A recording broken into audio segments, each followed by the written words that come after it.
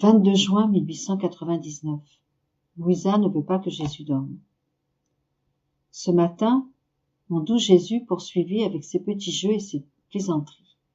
Il posait ses mains sur mon visage, comme s'il voulait me caresser, mais au moment de le faire, il disparaissait. Il revenait ensuite, m'entourant le cou de ses bras, comme pour une étreinte, et, lorsque j'étendais les bras pour l'embrasser, il disparaissait comme l'éclair, et je ne pouvais pas le trouver. Comment décrire la douleur de mon cœur? Pendant que j'étais écrasée par cette mer de souffrance, au point de sentir la vie m'abandonner, la Reine du ciel vint, portant l'enfant Jésus dans ses bras. Nous nous sommes embrassés tous les trois, la maman, le fils et moi. Ainsi, j'eus le temps de dire à Jésus, « Mon Seigneur Jésus, j'ai l'impression que tu m'as retiré ta grâce. » Il répondit, « Petite sotte, comment peux-tu dire que je t'ai retiré ma grâce, alors que j'habite en toi? Qu'est ma grâce, sinon moi-même ?» Je demeurais plus confuse qu'avant, réalisant que j'étais incapable de parler et que, dans les quelques mots prononcés, je n'avais dit que des sottises. Ensuite, la Reine-Mère disparut, et il m'a semblé que Jésus s'était enfermé en moi et qu'il y était resté. Durant ma méditation, il s'est montré dormant à l'intérieur de moi.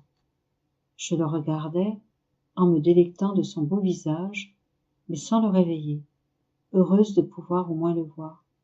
Tout à coup, la belle Reine-Mère est revenue. Elle le sortit de mon cœur et le secoua vivement pour le réveiller. Quand il fut réveillé, elle le déposa dans mes bras, encore une fois, en disant « Ma fille, ne le laisse pas dormir, car s'il dort, tu verras ce qui va se passer. » Un orage s'annonçait.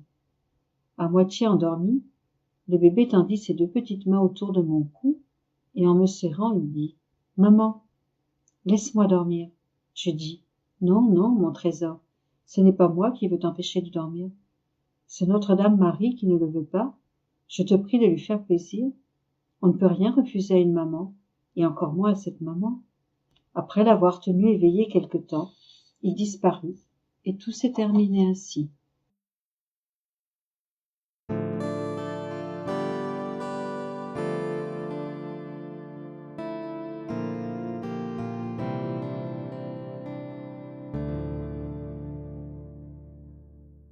22 juin 1906. Louisa est revêtue d'un vêtement la protégeant du monde. Jésus porte un vêtement similaire. À cause des abus du monde, il veut ouvrir ce vêtement pour pouvoir libérer sa colère. Étant dans mon état et ma souffrance habituelle, mon Jésus béni vint et me couvrit d'un vêtement bien orné, sans couture ni ouverture. Il me dit, « Ma bien-aimée, ce vêtement est similaire au mien. Je t'en ai revêtu parce que je t'ai choisi comme victime et parce que tu as participé aux douleurs de ma passion. Ce vêtement protège contre le monde. N'ayant ni couture, ni ouverture, rien ne peut le traverser.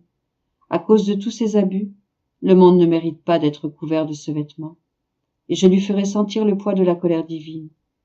Je suis sur le point d'ouvrir ce vêtement que je porte pour pouvoir laisser libre cours à ma justice. «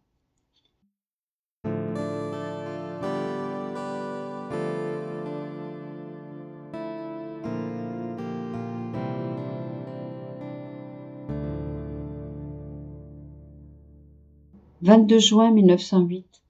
La divine volonté triomphe de tout. Ce matin, je me sentais très oppressée à cause de la privation de mon adorable Jésus. Je me disais, je n'en peux plus. Comment puis-je continuer sans ma vie? Quelle patience on a besoin avec toi? Quelle vertu pourrait bien t'inciter à venir? À ce moment, il vint et il me dit, « Ma fille, la vertu qui triomphe de tout, qui conquiert tout, qui nivelle tout et qui adoucit tout est la volonté de Dieu.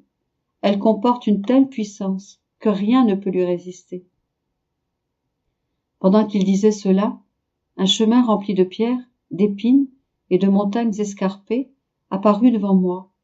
Quand ce chemin fut placé dans la divine volonté, par le pouvoir même de cette volonté, les pierres furent pulvérisées, les épines changées en fleurs et les montagnes nivelées. Dans la divine volonté, toutes les choses ont la même apparence, la même couleur. Que sa très sainte volonté soit toujours bénie. «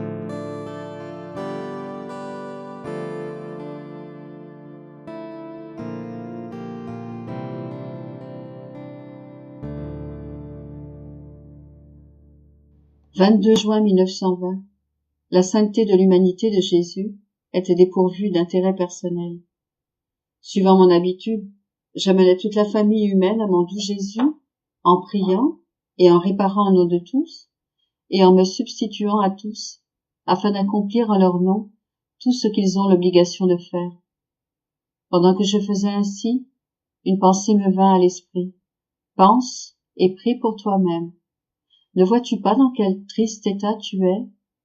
J'allais faire ainsi quand, bougeant en moi, mon doux Jésus me dit, « Ma fille, pourquoi veux-tu t'écarter de ma ressemblance? Mon humanité n'a jamais pensé à elle-même. Ma sainteté était marquée d'un total désintéressement. Je n'ai jamais rien fait pour moi-même. Je faisais et souffrais tout pour les créatures. Mon amour peut être qualifié de vrai parce qu'il était fondé sur un total désintéressement. Où il y a de l'intérêt personnel, la source de la vérité ne se trouve pas. L'âme, totalement désintéressée, est celle qui avance le plus. L'océan de mes grâces l'atteint par derrière et la submerge complètement, sans même qu'elle ait à s'en soucier. L'âme tournée vers elle-même, par contre, se tient derrière. L'océan de ma grâce se trouve en avant d'elle, et elle doit le traverser par la force de ses bras, si seulement elle y parvient. Le souci d'elle-même lui crée beaucoup d'obstacles, entre autres, la peur de nager dans mon océan. Elle court le risque de demeurer sur la rive.